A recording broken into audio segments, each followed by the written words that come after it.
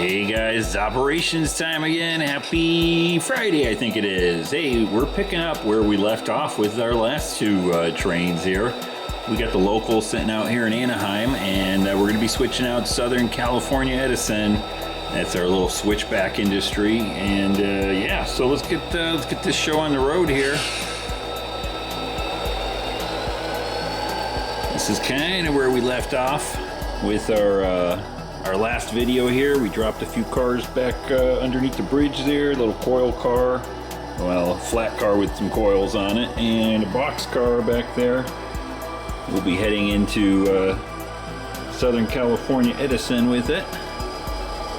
Let's come over here and see if we can get a good connection.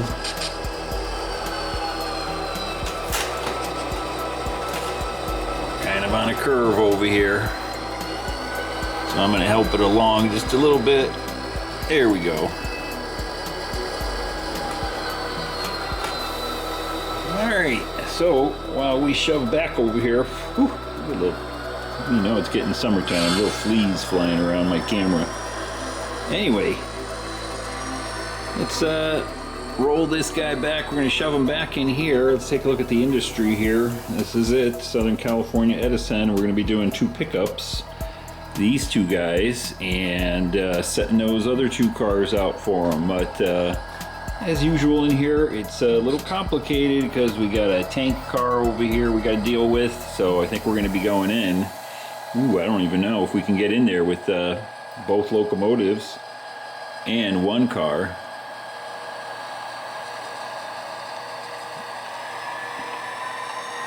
Well, we'll figure it out as usual. I haven't really planned anything other than just the last minute or so before I started the video.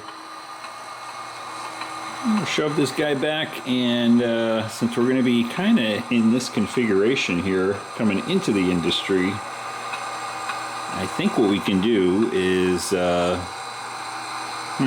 see. I think we're going to drop these guys off in the lead that goes down here into the lumber facility. We'll stage these guys right there temporarily, and then we'll head in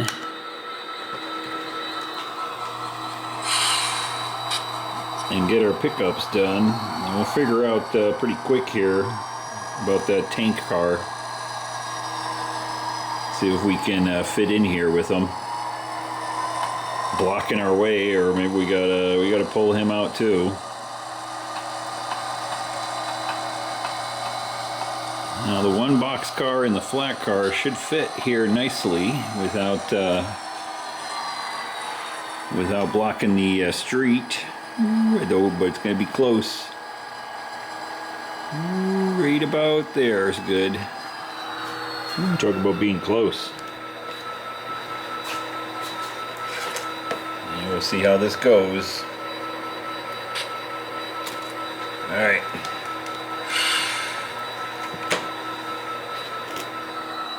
Alright, now we'll head back in. We gotta pull forward here a little bit to clear the turnout.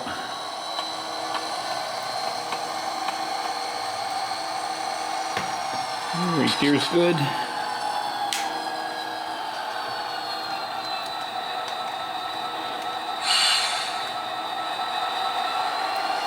I hope everybody had a good week, and looking forward to a good weekend here. It's Mother's Day weekend. Yeah, just got enough room there to clear that guy. And right there's good. Alright, let's see how we can do this.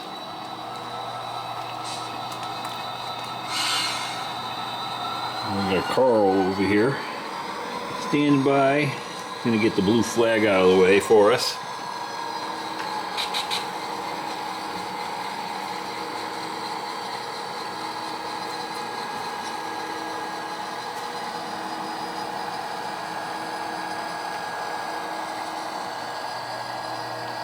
One of these days I gotta adjust that the headlights there on number 914. He's still got his little flashing lights there, though I thought it looked cool, so I kind of left it.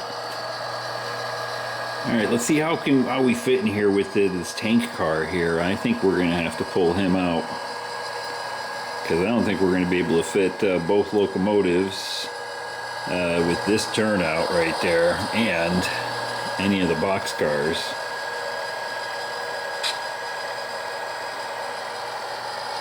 Yeah, it's pretty tight right here. Let's see if this guy, we might just get a free connection here. A little bit of a slope right there. One of these days I'll get to fixing that. Putting a little bit of, get away, flea. Getting a little bit of, I don't know, grass sticking up or something like that that can hold on to it. Right now I'm just using one of my former magnets right there. Alright. Yeah, we're gonna have to get them out because, as you can see, pretty much up at the stop there just about, and we don't have too much room here. So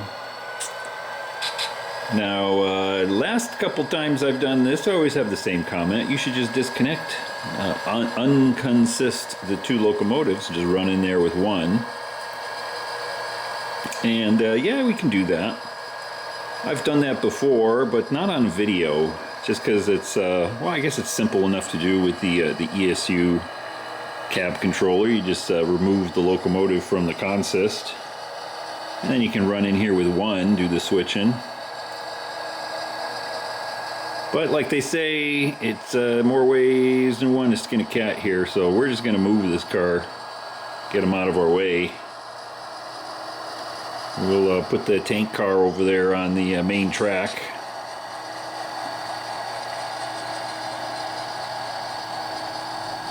And then just stick them back in at the end.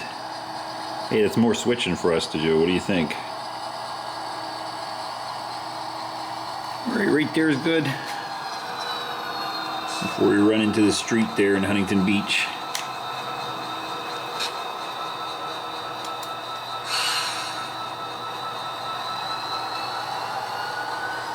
So, been having a lot of fun there. If you followed along in the last few videos, you know, I mentioned I had a few friends come out from the East Coast, and that's the lack of videos there. That explains that over the last week or so.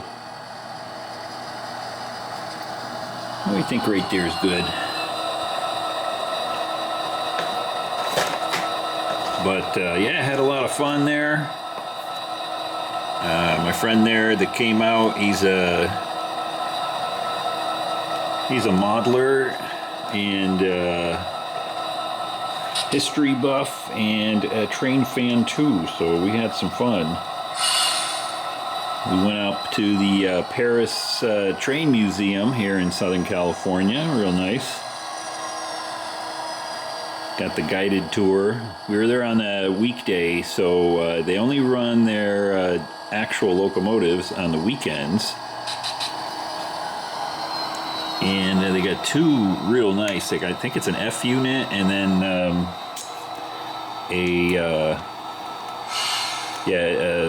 I think it's a Union Pacific F unit, and I might be wrong on that, it might be an E, I don't know.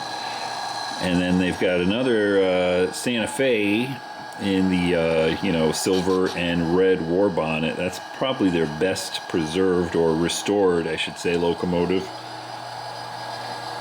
And they use that to kind of pull the couple passenger cars around. They got a little I can't remember if it's a loop or if it's kind of end-to-end kind of thing, but you can go take a ride. They do that on the weekends there. Otherwise, they've got a ton of stuff to look at.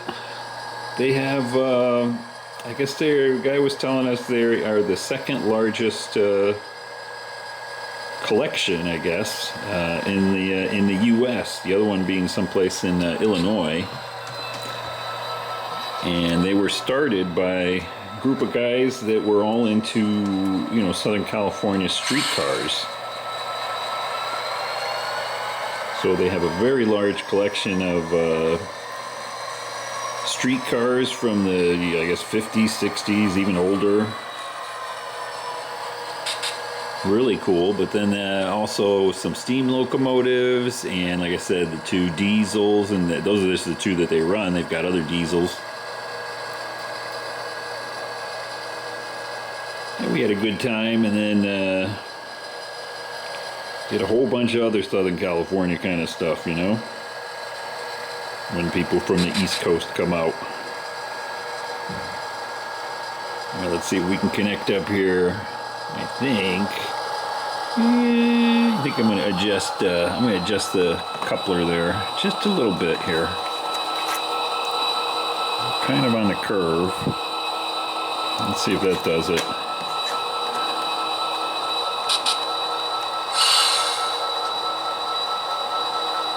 There we go. Perfect. Got them. All right, so we'll pull both of these guys out, and I think we're going to have to go one at a time.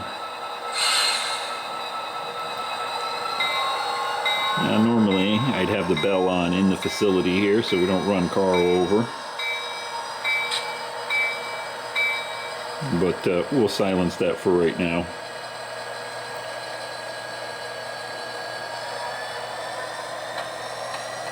It's always fun having a complicated industry with a switchback. This is modeled after the prototype over in Westminster. That's where we're at here. Alright, we're going to stop right there, I think. Let's see. Yeah, that's good. Talking and not paying attention to what I'm doing here. Alright, come on. Left-handed uncoupling here. Anyway, yeah, the Southern California facility here, or SoCal, so Southern Cal, this SoCal Edison facility here. They make transformers in the real world, and that's what I'm modeling here. And they have, well, they have a few tracks that kind of come in like this and do a little switchback. Obviously, much more in the real world than I can model here. So I'm just modeling like 1/10 of the facility here. Everything else, buildings and all that stuff, is out here in the aisle. But I managed to get a little bit of the switchback set up in here. If I remember correctly, after looking at Google Maps, I think they've got like 3 tracks that switch back. So you've got kind of one that goes in like this, where we're sitting right now, and then I think they got 3 that kind of come back, and I think one of them goes into a building, the other 2 are kind of outside of it, but I had enough space in here to do 2, so that's our 2 tracks right there.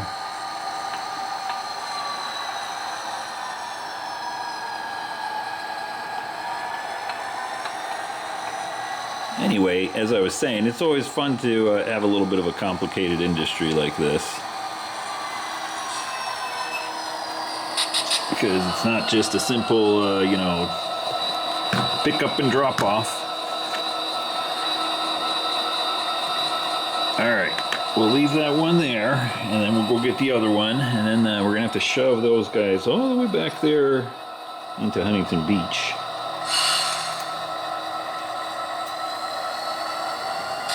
Let's do a little more bell there. I don't know where Carl's at. He's hanging out right there watching the action.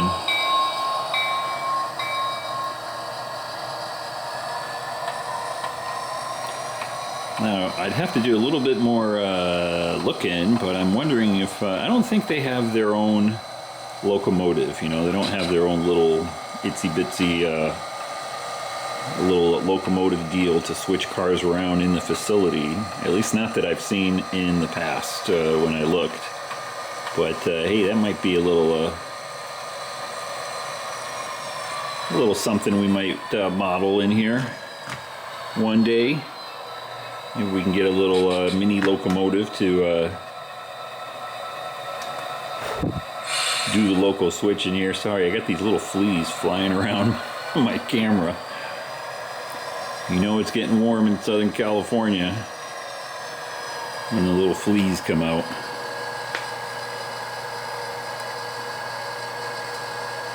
And yeah, it's going to be getting warm. I think today's like the last day where it's going to be... Oh, come on, seriously. Oh my goodness, Benjamin freaking out over there. Somebody must be walking by outside. Oh my goodness. Alright, we're going to fudge it over here.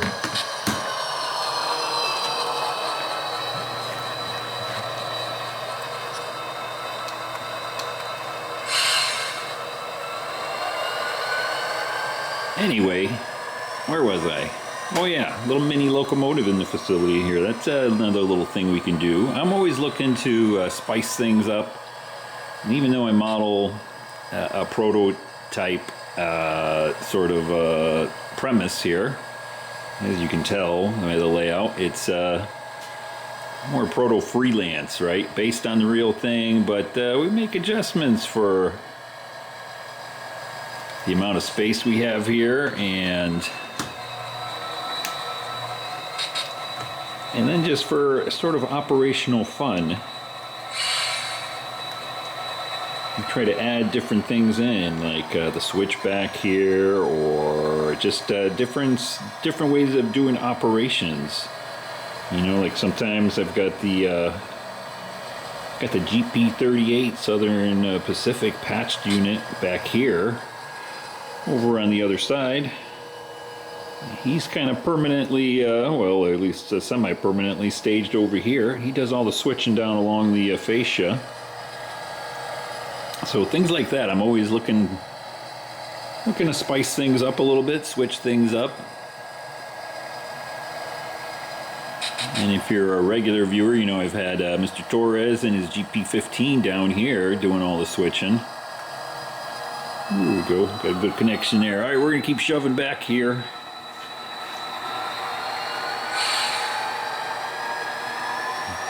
But I always switch things up like that. You don't want to keep doing the same thing over and over and over again, right? It's always good to have a little bit of variety. Alright, I'm going to put the camera down over here, and we got to change... Oh, our turnout's good over there. I was checking our turnout back there.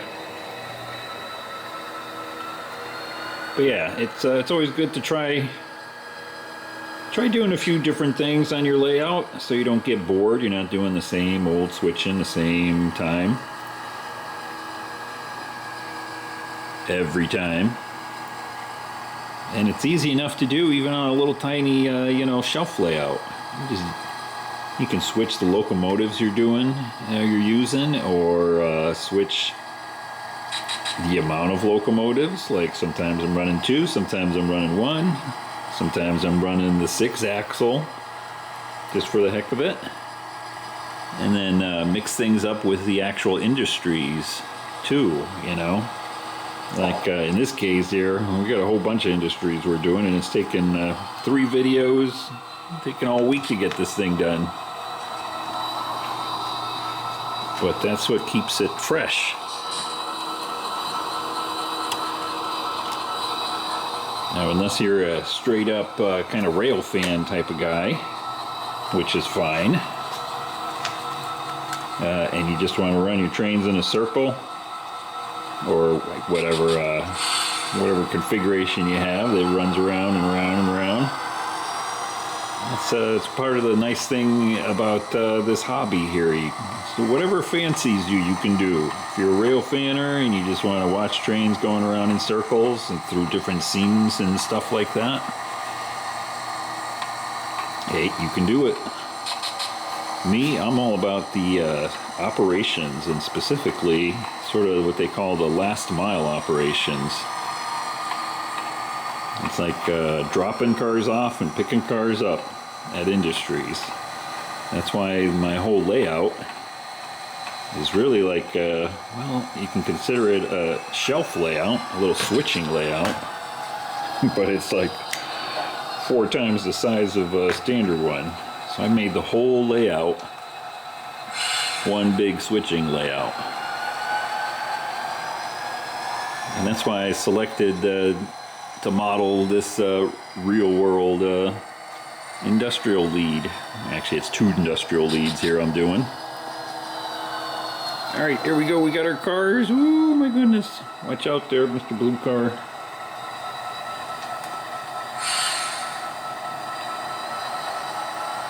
Now, if I had more space, or if I used up the rest of my garage, I wouldn't mind having, you know, a little bit of sort of in-between running sort of areas. You know, where there's just scenery. All of these industries I have on here are in the real world, and most of them are, you know, a few miles apart. But right here, everything's kind of compacted. What's the word I'm thinking of? Compressed.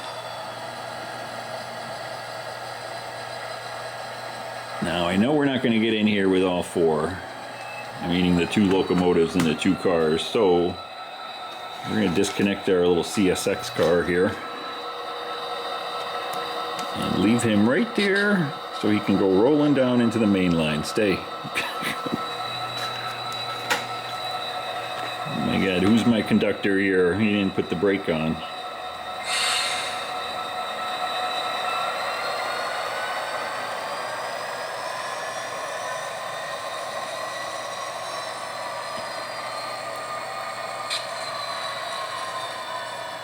But yeah, something to think about when you're kind of setting up your layout or planning your layout.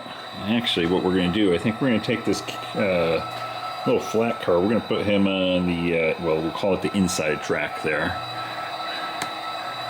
I haven't been down that track here in a little bit, so we'll see if we have any trouble.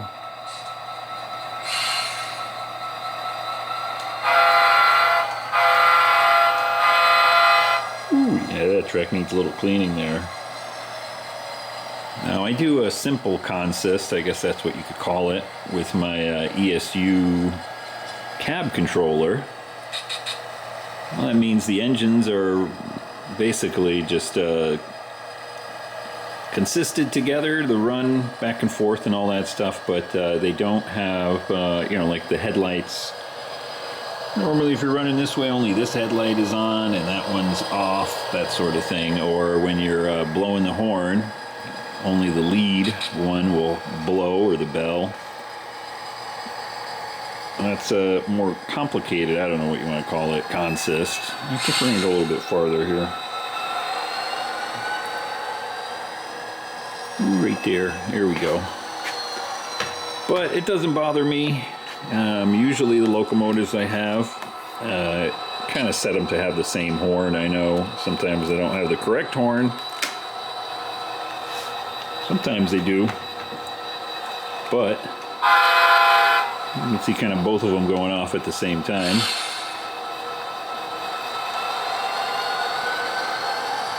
Alright, that's one. We've got one more to go. But yeah, it doesn't bother me. Some people kind of mention that hey, you should you know, consist it together so that you know, only the lead locomotive blows its horn and that kind of thing. But yeah, you know, I find it's easy enough to do just a simple consist, and you know, it doesn't bother me to see the headlights and have the dual sort of sound coming out for horns and bells.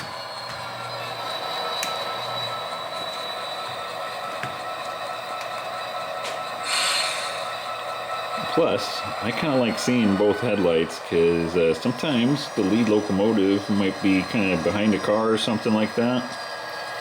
And I've kind of come to rely on the headlights to tell me which direction I've got the locomotives set to go into.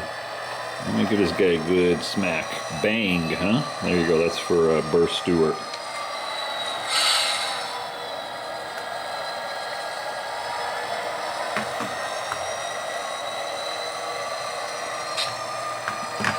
Alright, one more car. Now this one we're going to put on the other track. The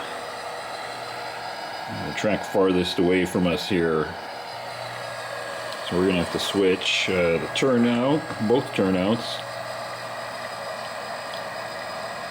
And then we got some pickups to do here. We got all our pickups to grab from the prior trains. prior videos. Same train, I should say.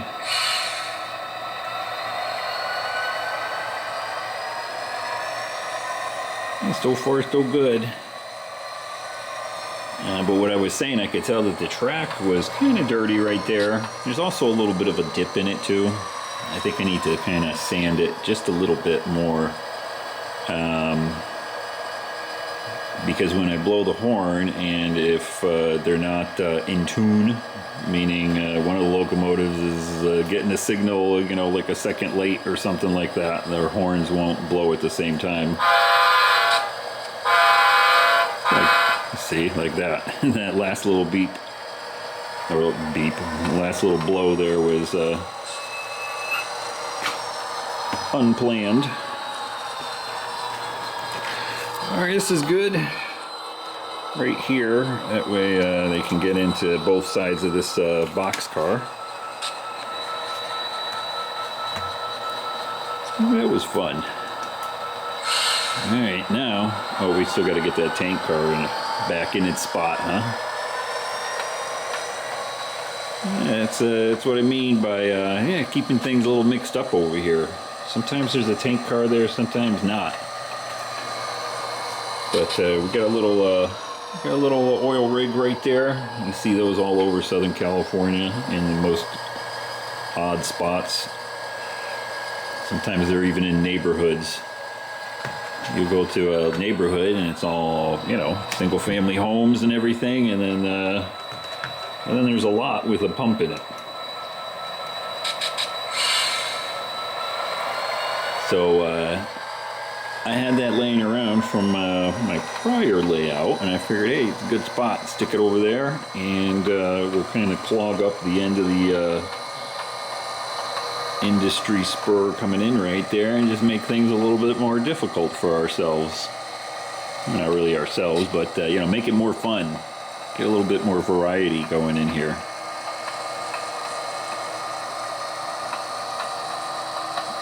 We'll grab this tank car, stick them back, and then we gotta go get everybody we picked up.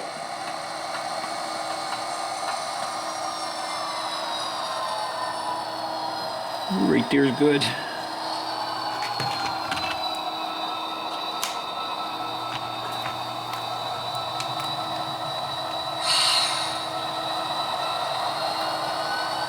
I always forget if I put the brake on or not.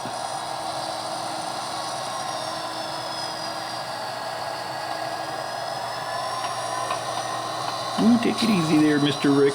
Take it easy.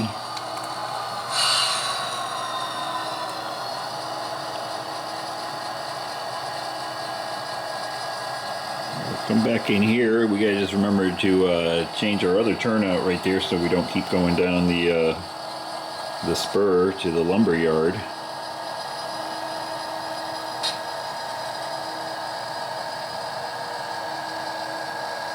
Right there's good. But hey, we can, while we're doing this, we can take a look over here. Keep an eye out for Lance over there, messing with Mr. Torres' lady.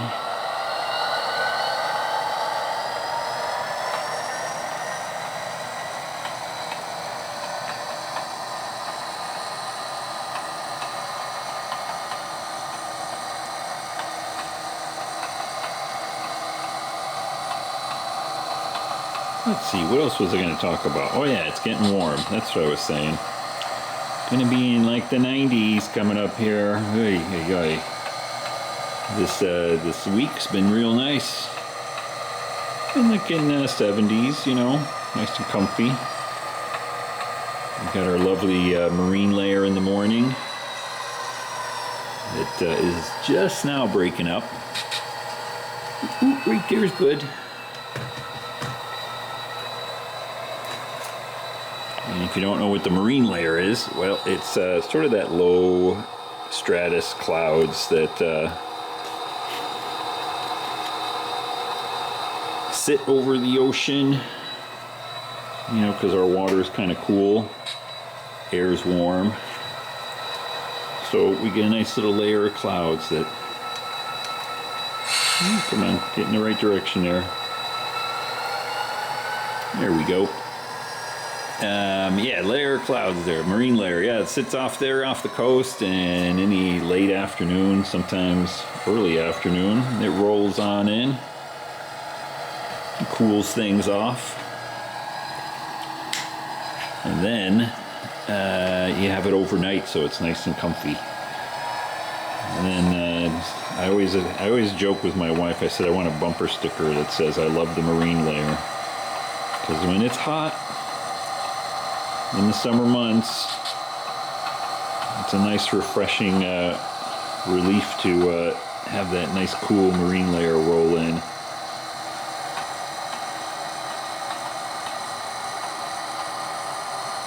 And like I said, it usually breaks up by noon. Let's see what time it is. About 11 now. It's just starting to break up. I can see out the window or out the door here. All right, let's get everything situated over here. Mr. Carl here can put his blue flag back and come over here. All right, now we gotta go get all our cars. Yeesh. Holy smokes. This video is gonna be a long one, I think. And we basically did one industry. Go away, little bug. Ooh, I forgot to blow the horn.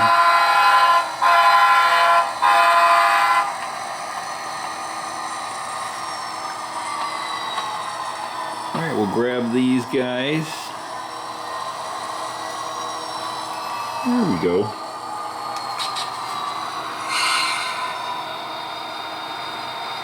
Alright, give them a stretch. Yep, all look good.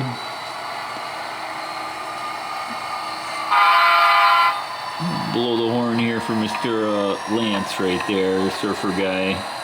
I don't know why he's walking around with a volleyball. But he's been hitting on Torres's bathing suit girl there.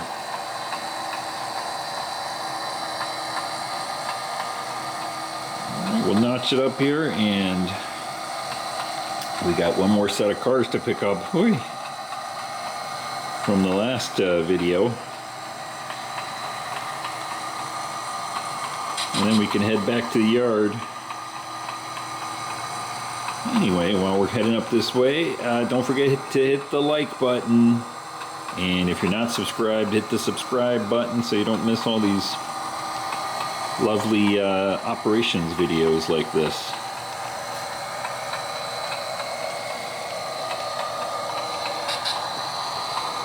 Come over here and let's watch them come by.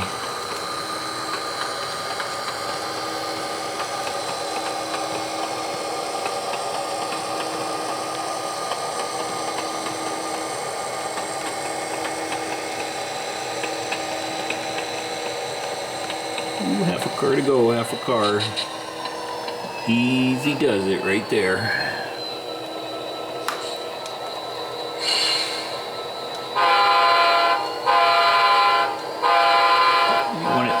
One of these days I'll remember to blow the horn before I actually start backing up.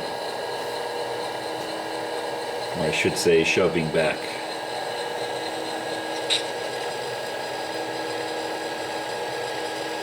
Here we go. I think we got him.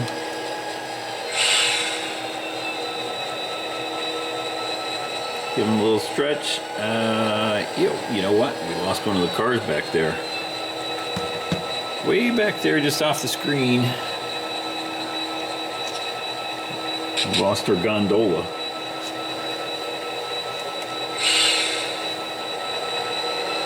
There we go. Now we got him.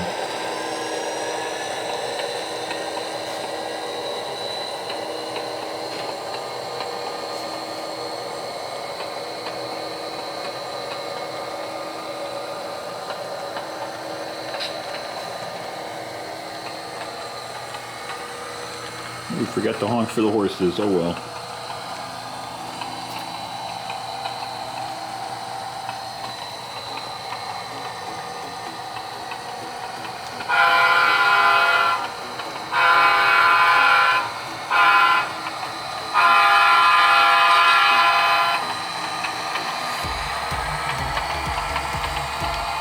Alright guys, as we head back to the yard, I'll call it quits here. Hope you guys had a good week, and I hope you have a good weekend. Don't forget to say Happy Mother's Day to everybody's mom, or just remember your mom there if you have to. That didn't come out right. You know what I mean. Alright guys, till next time, take care.